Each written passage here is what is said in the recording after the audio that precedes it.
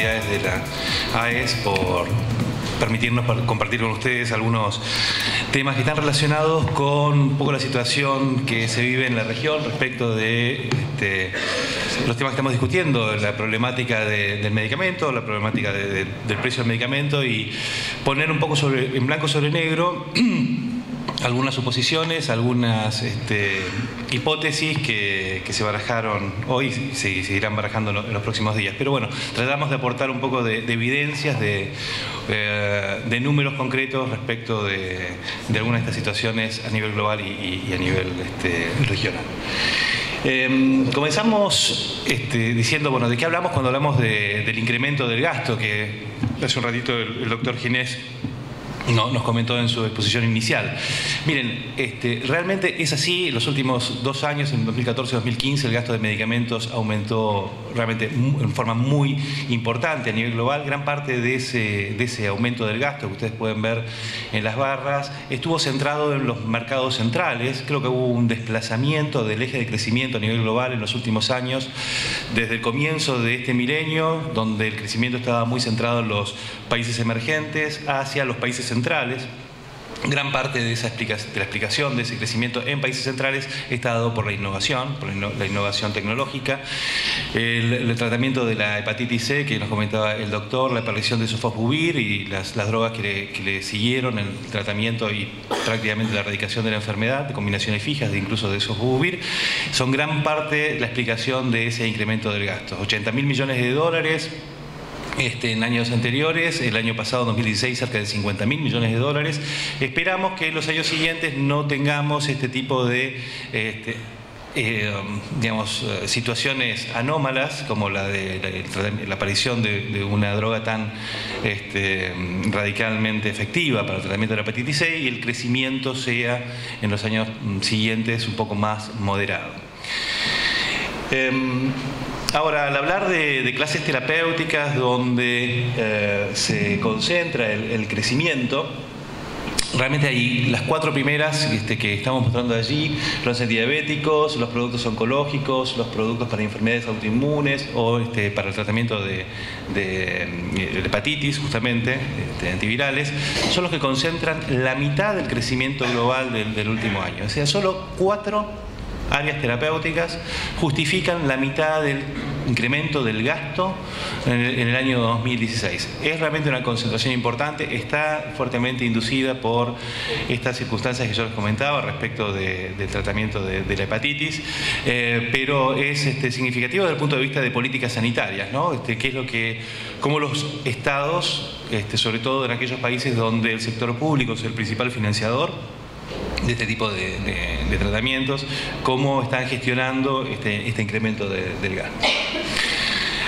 Ahora, cuando miramos la foto extendida, ya no estamos hablando de crecimiento del gasto, sino cuando hablamos ya de principales áreas terapéuticas, siempre hablando a nivel global. Nuevamente, y esto lo dijo también el doctor, la diabetes, el cáncer, los antivirales sistémicos y los tratamientos para enfermedades autoinmunes, muy influidos por la penetración, la biopenetración, la penetración de monoclonales anti-TNF, son las principales explicaciones, las principales áreas terapéuticas que explican el gasto actual en medicamentos a nivel global. Como verán ahí, hay algunas características en las columnas, no sé si lo llegan a ver más a la derecha. Estamos mostrando ahí el crecimiento en el último año y el crecimiento compuesto en los últimos 10 años. Fíjense ustedes en el tercer renglón, cuando hablamos de los antivirales sistémicos, la diferencia de crecimiento en el gasto que hubo en el último año, 2016 contra 2015, 3,5%, y contra los últimos 10 años. Y acá vemos fuertemente cómo la aparición de terapias de precio bastante más elevado que el promedio para el tratamiento de la hepatitis tuvo un efecto no en el último año, sino en los años anteriores, 2014 y 2015. ¿Por qué? Bueno, evidentemente ha habido aquí un grupo de pacientes no tratados que encontraron en este tipo de drogas. Podemos hablar de sofosbuvir, pero también existen otros inhibidores de proteasa de segunda generación, que han entrado, estaban esperando la aparición de este tipo de tratamientos la aparición de la innovación para ser tratados. Una vez tratados, el tratamiento, ustedes saben, dura, sobre todo la combinación fija y otras combinaciones, 3 meses. El paciente deja de ser tratado si tiene efectividad, y las tasas de efectividad son superiores al 90% para este tipo de drogas. En cuanto a cuando ponemos nombre y apellido individual a los productos más vendidos a nivel global, vamos a encontrar algunas características comunes, ¿no? Algunos de estos productos están especializados y focalizados en el tratamiento de terapias autoinmunes. Ahí vemos el número 1 hoy en día a nivel global, Humira, la adalimumab del laboratorio AbbVie, seguido de Arboni, que es una combinación fija de sofosbuvir y ledipasvir del laboratorio Gilead, con la característica de que ha tenido un decrecimiento en el último año. Es un producto muy nuevo, no tiene más de 2 años de historia, pero el último año ha tenido un decrecimiento de 11%. Muy extraño, digamos, los productos farmacéuticos, como cualquier producto, tienen un ciclo de vida en el que existe una fase de crecimiento que dura algunos años. En este caso particular, por el efecto que yo les comentaba del grupo de pacientes que esperaban ser tratados, y además por la aparición de otras opciones terapéuticas en el área de la hepatitis C, semejantes al Arboni, tuvo un ciclo de vida bastante más corto. De hecho, su antecesor, sofosbuvir, tuvo un ciclo de vida extremadamente corto. Hoy en día está facturando muchísimo menos de lo que factura Arboni. Y esto habla también de un fenómeno interesante y a tener en cuenta, que es el de la obsolescencia tecnológica. Los ciclos de vida hoy en día de estas ofertas innovativas es bastante más corto que en el pasado. Y eso lleva también a que el manufacturador, desde el punto de vista económico, está buscando un retorno de la inversión en un tiempo más breve, y de ahí se explica en parte también los precios fijados, más allá además del costo de la investigación.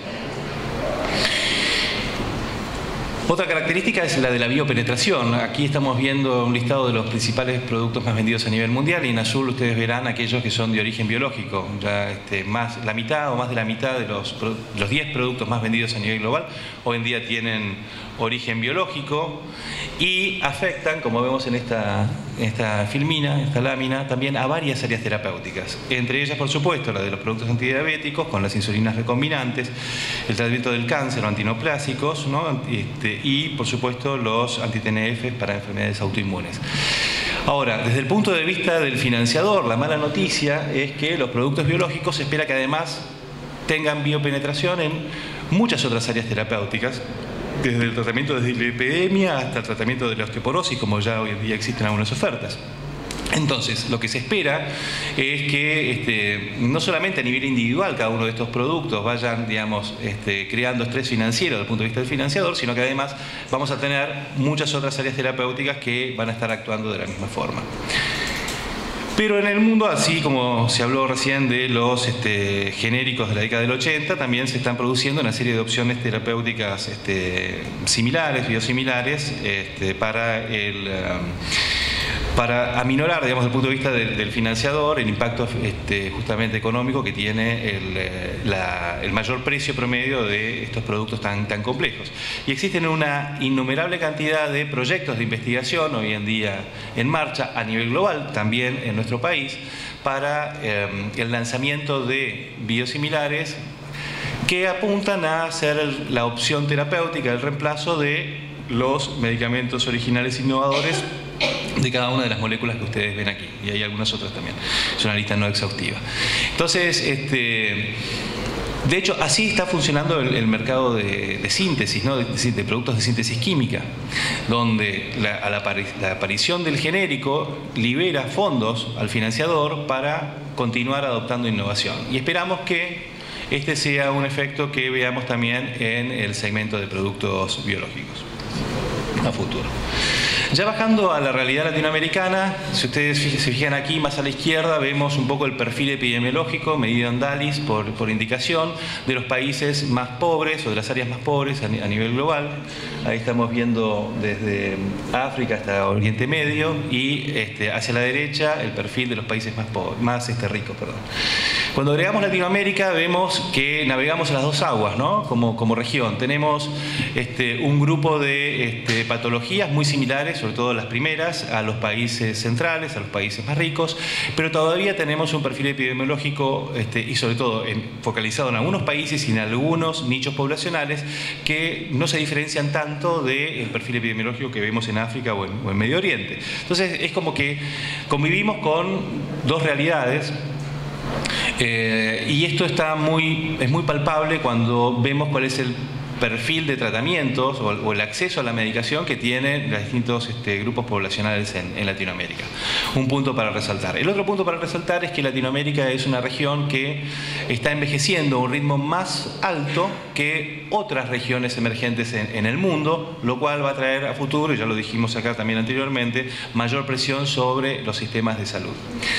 Ya pasando efectivamente a los números, nuestra región representa aproximadamente un 5% del gasto mundial de medicamentos. Estamos gastando en Latinoamérica cerca de 50.000 millones de dólares al año en medicamentos, cuando sumamos todos los canales que tienen que ver con las farmacias minoristas más los canales institucionales, que en algunos mercados están dominados por el sector público y en otros, como el argentino, dominados por el sector privado, la seguridad social, en manos de las obras sociales. El perfil de tratamientos es muy distinto para los dos canales. Cuando miramos el canal de farmacias minoristas, fundamentalmente estamos hablando de un mayor número de tratamientos en enfermedades cardiometabólicas, analgésicos, productos para la úlcera gástrica, otros desórdenes gastrointestinales, sistema nervioso central o salud femenina.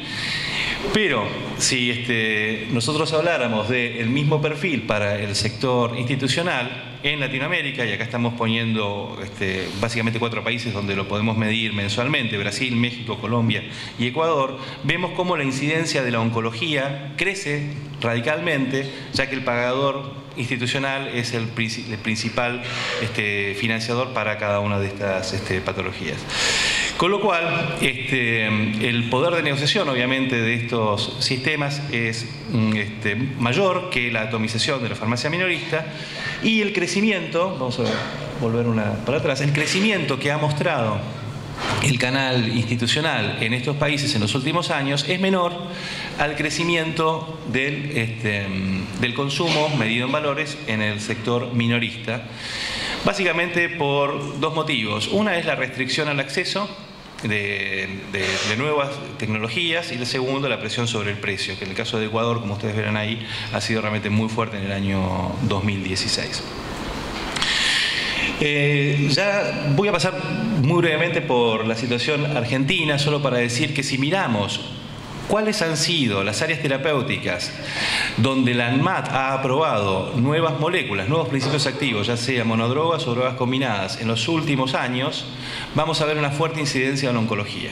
O sea, la innovación en Argentina, la innovación tecnológica en medicamentos, está centrada, básicamente casi la mitad, como ustedes verán, de los principios activos aprobados en los últimos años están centrados en oncología, acompañada por hepatitis C, algunos antirretrovirales y productos para esclerosis múltiple y enfermedades cardiometabólicas, etc. Pero la preponderancia de la oncología con como ustedes sabrán, la importante diferencia de precios promedios entre los productos innovadores y otras opciones terapéuticas más antiguas, probablemente menos efectivas o menos seguras, es grande, lo cual trae un problema adicional a futuro para los financiadores.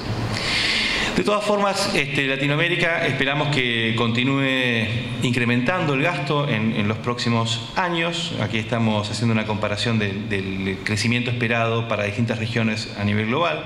8% de Latinoamérica, 7% de Estados Unidos y Canadá, China 7%, etcétera, con la particularidad de que la nuestra es una región con cierto componente inflacionario. Si descontamos inflación del crecimiento del gasto, vamos a encontrar que el crecimiento neto que esperado es de entre 2 y 3 puntos porcentuales. Aprovechando hablar de la inflación y del crecimiento de precios, hago solamente un complemento al comentario del doctor Luisán acerca del crecimiento de precios en Argentina en el último año. Efectivamente, hemos tenido el último año un crecimiento de precios que es récord en los últimos 10 años, digamos. Pero no me gustaría dejar de comentar que si hacemos una serie histórica desde el año 2006 hasta el 2016 y comparamos IPC versus crecimiento de precios de medicamentos en Argentina, Hoy en día, a pesar del incremento de precios del último año, el desfasaje es del 70%. O sea, tenemos un crecimiento del IPC de 100 a 170, mientras que los medicamentos se quedaron en 100. Básicamente por los controles de precios que se realizaron hasta el año 2015, fines de 2015. Bien, entonces hablando de restricciones o formas de modular o de moderar el incremento de precios, la región realmente tiene una serie de mecanismos ya establecidos. Países como Colombia, México, Argentina, Brasil. Ya sea vía la restricción o mediante la protocolización de enfermedades o mediante mecanismos de evaluaciones de tecnología o referenciación de precios, han puesto límites al incremento del gasto del sector salud. Vamos a hacer referencia rápidamente a dos de estos mecanismos. Uno es la referenciación de precios. Como ustedes saben, la referenciación puede ser o bien local o bien internacional. La referenciación internacional está hoy en día siendo usada por México, por Colombia, por Brasil, y es uno de los mecanismos que distintos países a nivel global han utilizado y que probablemente otros que no lo están utilizando hasta ahora lo adopten a futuro.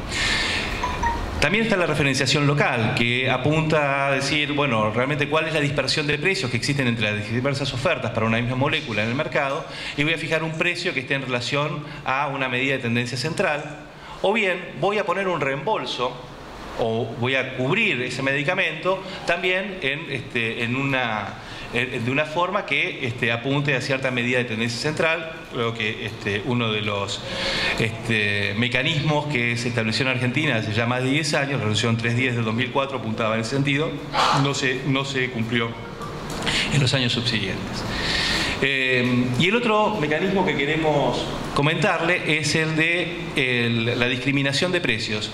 Recién el doctor Ginés comentaba en su exposición y hacía referencia a la gran dispersión de precios para el sofosbuvir entre países centrales como Estados Unidos y países periféricos como Pakistán. Esa discriminación de precios que se ve a nivel internacional, digamos, el manufacturador, una empresa que busca maximizar su ganancia, va a buscar cobrar lo máximo que pueda en cada uno de los países en los que esté presente. Y ese es el caso que expuso correctamente el doctor Ginés. Ahora, ese mismo mecanismo o similares mecanismos de discriminación de precios también se pueden aplicar en una misma población. Aquí estamos viendo un ejemplo de la vacuna antineumocócica, un convenio que hizo un manufacturador con el gobierno brasileño de forma tal de poner un precio para las primeras unidades vendidas o las primeras poblaciones de pacientes tratados y un precio distinto, casi un tercio inferior al original, para las subsiguientes poblaciones tratadas. Así como vemos este ejemplo de discriminación de precios, también tenemos algunos esquemas basados en lo que tiene que ver con la efectividad o los resultados clínicos de los tratamientos, de forma tal de compartir el riesgo de efectividad entre el manufacturador y el pagador. Ejemplos como el del tratamiento de mieloma múltiple en México o otro ejemplo de tratamiento de melanoma benigno en el caso de México para distintos tipos de cantidades de pacientes tratados. Así que bueno, un poco para cerrar y para ponerlos también desde la perspectiva de la oferta, cuáles son las consecuencias que va trayendo para la industria un escenario como el que estamos viendo, donde el pagador cada día cuestiona más por qué debe gastar lo que la industria farmacéutica propone respecto de una nueva terapia.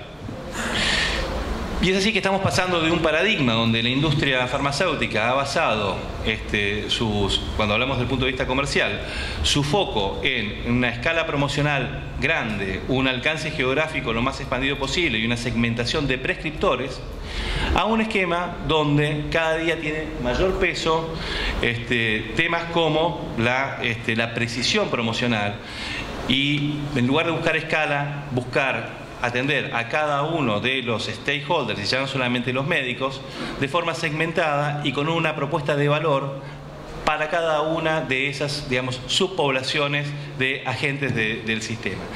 Y en lugar de un foco geográfico masivo y un único foco para todo las geografías, ir discriminando el foco para cada uno de las áreas geográficas que va abordando. Y por último los dejo con un esquema que básicamente apunta a decir el desafío a futuro para los sistemas de salud y para los financiadores se basa en entender cómo se puede manejar en forma efectiva tres patas de este trilema en el que estamos enfrentando. Por un lado, cómo aumentar la calidad de la atención médica, no solamente desde el punto de vista del acceso a la tecnología, sino también desde el punto de vista de los recursos humanos y la infraestructura. ¿Cómo se puede además hacerlo de una forma sustentable? De forma tal de que esto no dispare en forma absoluta irrefrenable la cantidad de fondos asignados al efecto. Y por último, con una universalidad que sea creciente y que alcance cada día más a distintas capas de población, particularmente las más vulnerables, que hasta el día de hoy no han tenido acceso a estas tecnologías. Muchísimas gracias.